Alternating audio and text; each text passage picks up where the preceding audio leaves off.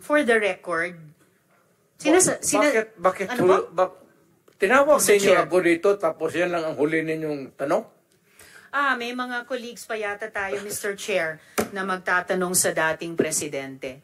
So, for the record, sinasabi nyo ba na ang mga drug users at drug criminals ay dinideserve nilang mamatay na lang kaysa pumunta sa jail? O para i-paraphrase ko si Patricia Evangelista, do some people need killing, Mr. Duterte? Ma'am, presidente ako. Nagagastos ako sa gobyerno. Bakit ako magbubuhay sa mga putang inang yan?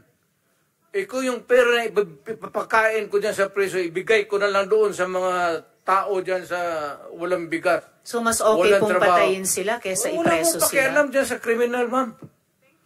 So, thank you for making that of record. Pakialam sa kriminal kung saan